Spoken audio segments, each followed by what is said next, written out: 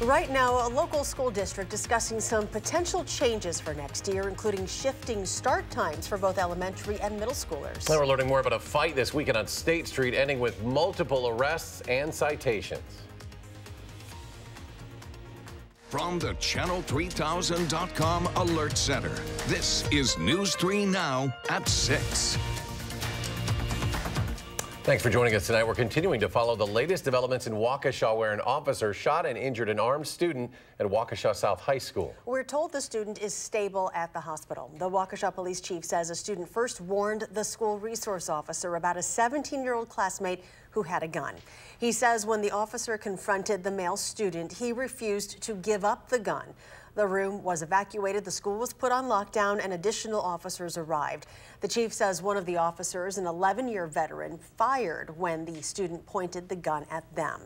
Then at Waukesha North High School today, police arrested a different student who was accused of bringing a gun to the school. According to police, the school was placed on lockdown and searched. Officers located the student at a house and made an arrest there. Police emphasized this was a separate incident from the one at Waukesha South High School. The Oregon School District is deciding whether to make some changes for the next school year, holding an informational meeting tonight. Those changes include changing start times and the possibility of adding up to 25 minutes to the school day for elementary students. Gabriella Becerra joins us with more ahead of tonight's meeting. Gabby?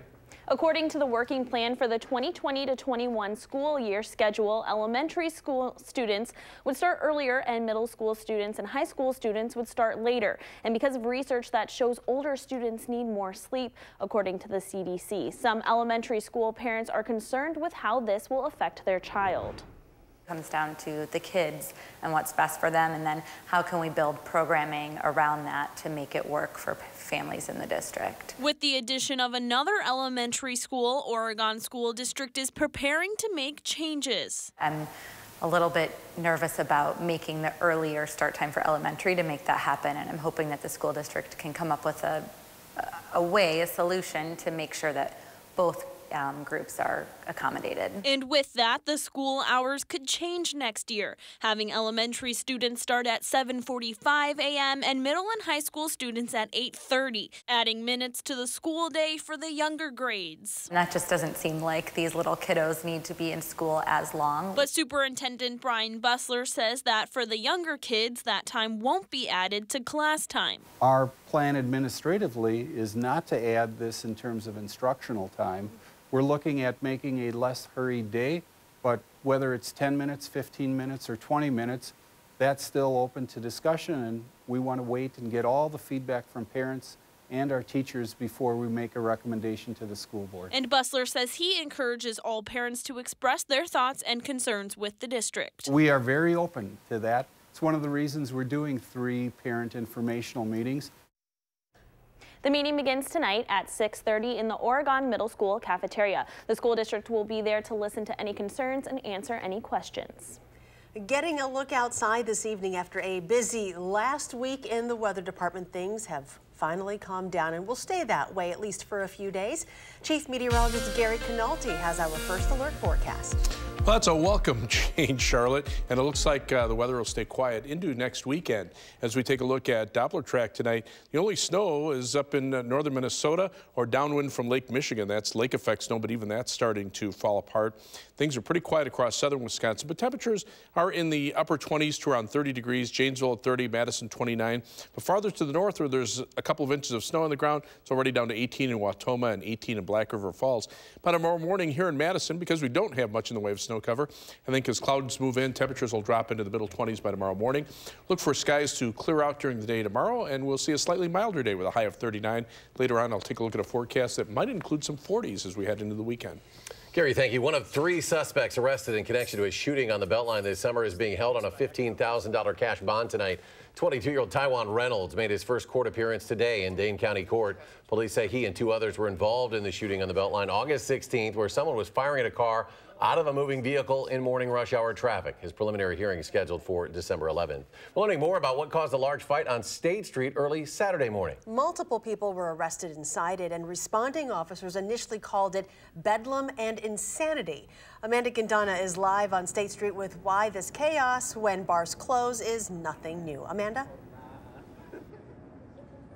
Yes, this fight started inside Qdoba when a group of people cut in line and then drinks were thrown and the fight began. Police say that this is not new on State Street, especially on weekends. The Green Barn door, which is right next door to Qdoba, actually caught a lot of this on camera. The fight spilling out into the street and officers quickly stepping in. It looks like it was handled in less than 10 minutes, and police say they had to use pepper spray on people who became hostile towards them and tried to intervene. Public Information Officer Joel Despain says, unfortunately, this is what happens. People are drunk, then something small escalates. And you get to bar time and a lot of people spilling into the street, and it happens in lots of cities that have entertainment districts. There can be problems, and certainly we've seen it here, and it goes back a long time.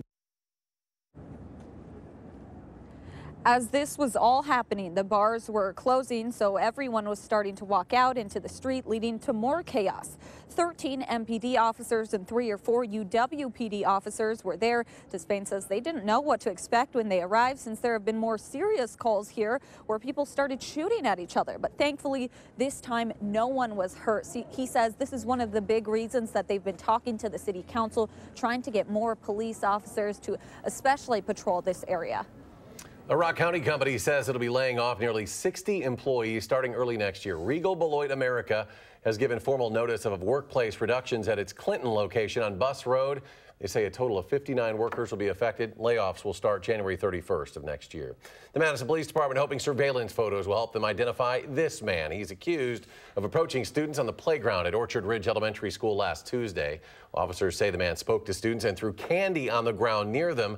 The children were with a staff member who walked them back into the building.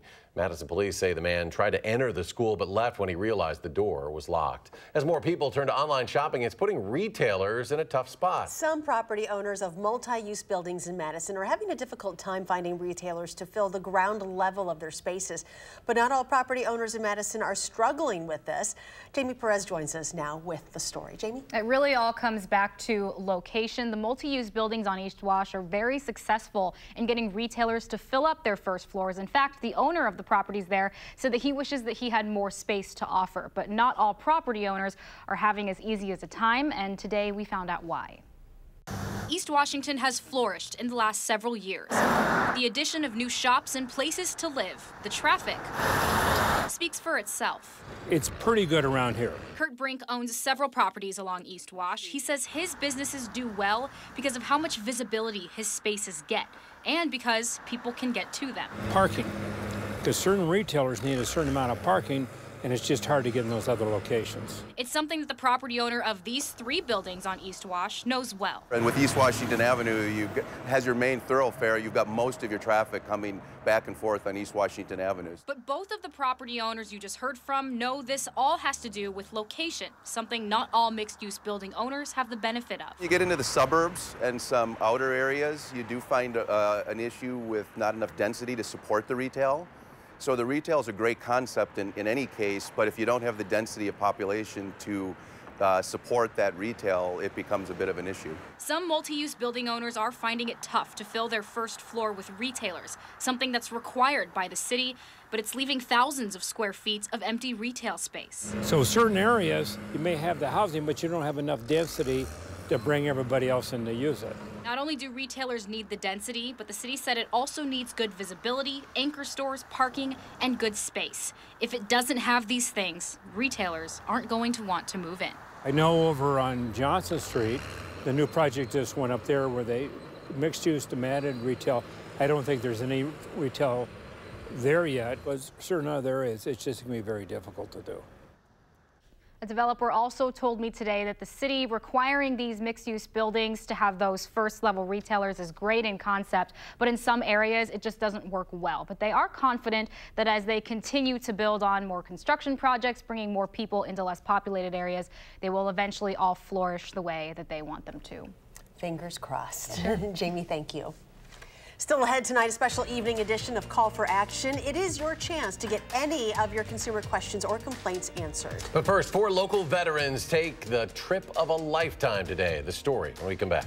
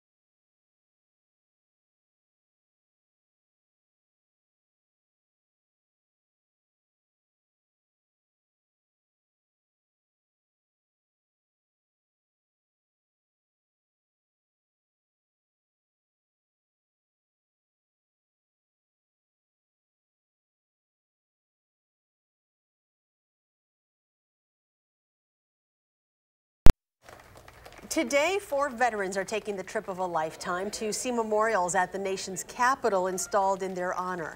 Badger Honor Flight is flying 1 World War II veteran and 3 Vietnam War veterans from Madison to Washington, D.C. This is the first flight of its kind for Badger Honor Flight, specifically for terminally ill veterans and veterans beginning to suffer from dementia. Today's flight helps ensure veterans who aren't healthy enough to fly during the 2020 season can experience the recognition they deserve. When I came back from Vietnam, it was not a pleasant reduction. And now it's just staggering. So it's just a good thing. There's a welcome home celebration planned for 7 o'clock tonight at VFW Post 8483. And we will hear more about this ceremony tonight on News 3 Now at 10. Our Call for Action volunteers are 1 hour into their special evening call-in to help you answer your consumer questions. Well, from questions about Cyber Monday to scam warnings or phone bill problems, they can help you out. Leah Linscheid in the newsroom with some of their success stories. Leah? Hi, Charlotte and Eric. So you might be familiar with our Call for Action program here at News 3 Now. We have volunteers who have graciously donated their time and some very specific skill sets to mediate on your behalf with a company that just isn't giving you the time of day. So what exactly can they help you with? Hundreds of problems. Healthcare, that might be their biggest specialty, actually. So far this year, we have solved more than 300 of those cases nationwide. Others, telecommunications, more than 100 of those. Scams, 50 plus. All of that adding up to $569,000. So more than $500,000, all back to consumers. So here's how you can get a hold of them. You have another hour to give us a call at that number on your screen. That's 608-270-2833. They are going to be here until 7 to help you out. Back to you guys. Leah Linscheid working long hours today. Leah, good to see you. Good to have you with us. Still ahead tonight, a story of a second chance. We'll meet the UW athlete making the most of his. And later, your full forecast for the week ahead, what we can expect in this first week of December when we come back.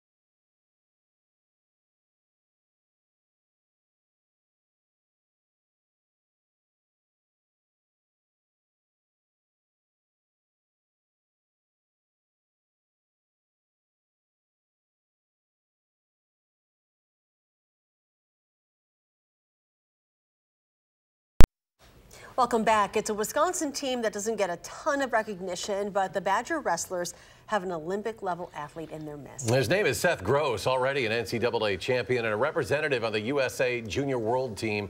Gross is a business graduate student at UW-Madison, but he almost didn't have a wrestling career at all.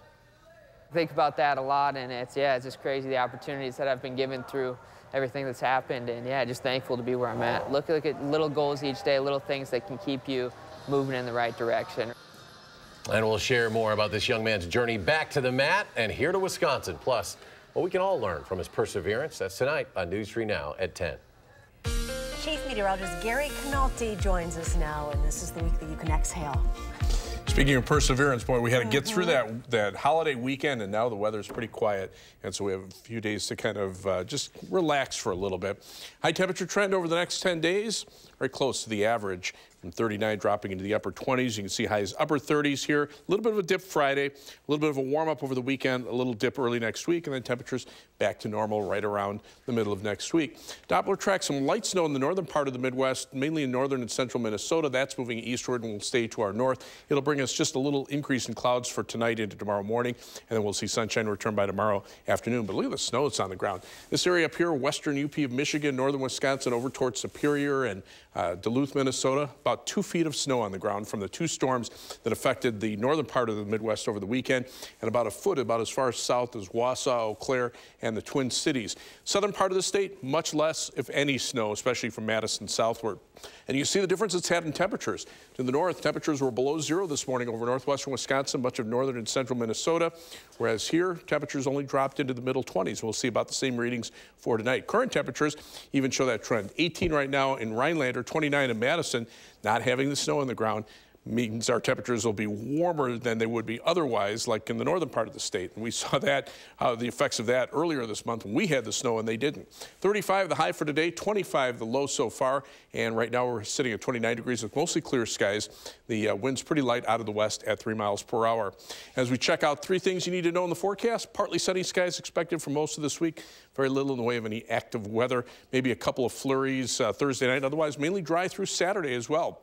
And then the next chance of precipitation will be in the form of rain showers on Sunday with high temperatures in the middle 40s, at least for a day.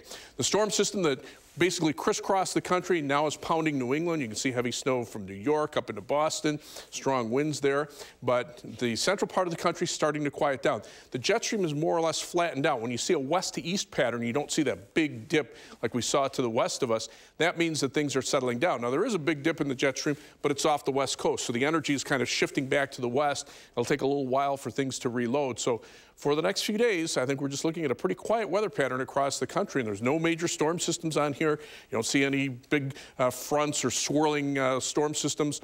Right now, just kind of chilly. Temperatures 20s and 30s for the most part. Not any really cold air, although it is a little colder up to the north of the Great Lakes. But down in the south, temperatures are still in the 40s and even some 50s south of Denver. Our forecast for tonight calls for skies to gradually become mostly cloudy overnight. Low temperature will drop to 24 as those snow showers pass well to our north. And then for tomorrow, we're back to partly sunny skies once the clouds move out. High temperature topping out at 39 degrees. On future track, things pretty quiet overnight. You can see that batch of clouds moving in, keeping temperatures in the mid-20s. Tomorrow, we'll see partly sunny skies, high temperatures in the upper 30s. Tomorrow night, temperatures back in the mid to upper 20s with partly cloudy skies, and then high temperatures in the upper 30s for Wednesday. And as we check out the 7 to 10 day forecast, see a little bit of a dip in the temperatures on Friday after the passage of a cold front. The weekend, pretty quiet other than some rain showers on Sunday, and then some snow showers on Monday as temperatures drop for the early part of next week. The Badger football team had some fun in the snow in Minneapolis last Saturday. This Saturday, they're going to go indoors in Indianapolis. Story coming up in sports. Hi, I'm Michelle Carolla. Tonight on the News at 9, the conversation around school resource officers continues locally following a shooting at a Waukesha school today. That's tonight on Fox 47. News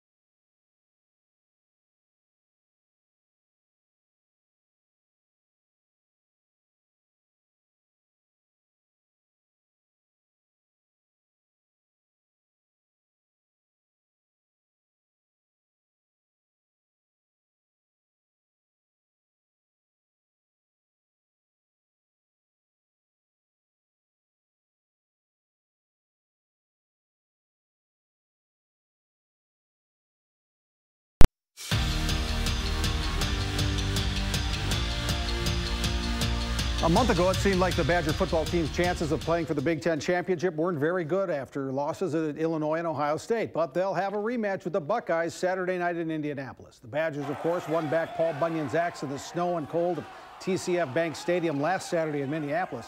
They sure celebrated, and why not?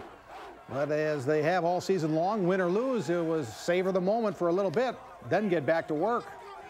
Last week was all about last week, and I think they obviously put a lot into it, and the way it turned out, you want them to enjoy it and celebrate.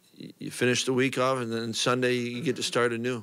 To me, it's kind of easy, but I think just as a team as a whole, we have it up in our locker room 5 days, and it's counting down every second. So, literally, so this is the biggest opportunity we got, and this is one of our main goals that we got. So.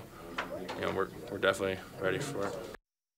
The Packers will be watching Monday Night Football with great interest tonight. Minnesota plays at Seattle. The Vikings need to win to stay tied with the Packers atop the NFC North with a 9-3 record. Happy birthday, Aaron Rodgers. He turns 36 years old today, and based on yesterday, he's as good as ever. He threw 4 touchdown passes in the 31-13 win over the New York Giants. He's enjoying this birthday a lot more than last birthday when the Packers didn't make the playoffs. This is a lot more fun when you're playing meaningful games in December. I think there's a lot of different ways you can motivate yourself or take inspiration from certain things. This year we're playing for something collectively that's pretty special. The Badger football team won, the Packers won, and the Badger volleyball team won this weekend too. Wisconsin wrapped up the Big Ten championship, got a number 4 seed in the NCAA tournament, meaning if they keep winning, they'd host the first 2 weekends. Like the football team, the volleyball team has to flip the switch from the excitement of the conference championship to, okay, it's tournament time. The Badgers play Illinois State in their first NCAA match at 7 in the Fieldhouse Friday night. We felt pretty good, obviously, that we would be a seeded team and be able to host the first 2 weekends. And, and so you're guaranteed a match here in the Fieldhouse. If you make it to the second weekend, would you rather be at home than on the road? Absolutely. But regardless, you're playing the Sweet 16 or regional final. Those are some really, you got to play good volleyball no matter where you're at.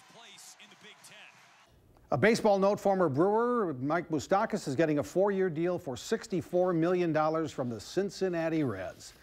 And you're looking at a world record. It's the annual teddy bear toss at the Hershey Bears hockey game last night, and it was a beauty. When the Bears scored their first goal, the crowd tosses teddy bears onto the ice, which are later distributed to charities around the Hershey area.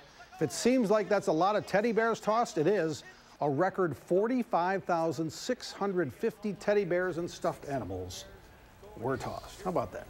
And how long was the delay to clean up the ice after that? Well, it was a long night at the Hershey Arena. I was going to say. So look at that. But it's worth it. Yeah, 45,000. They had one at the Kohl Center that wasn't quite that, but here you go. A lot of set hockey the bar. teams did There's very little ice left there coming. underneath those animals. It's like the snow. Final check, Gary? Pretty quiet around here. Temperatures right now are below freezing, 29 in Madison, 30 in Janesville. To the north, it's a little colder where there's some snow on the ground, but the wind chills really don't have much of an effect right now. The winds are pretty light. Look for high temperatures in the upper 30s the next 3 days, a little bit of a dip on Friday, and then upper 30s Saturday, mid-40s on Sunday with maybe a shower chance, and a little colder next week. Gary, thank you. Thanks for joining us for News 3 Now at 6. Have a great evening, and we'll see you back here at 10.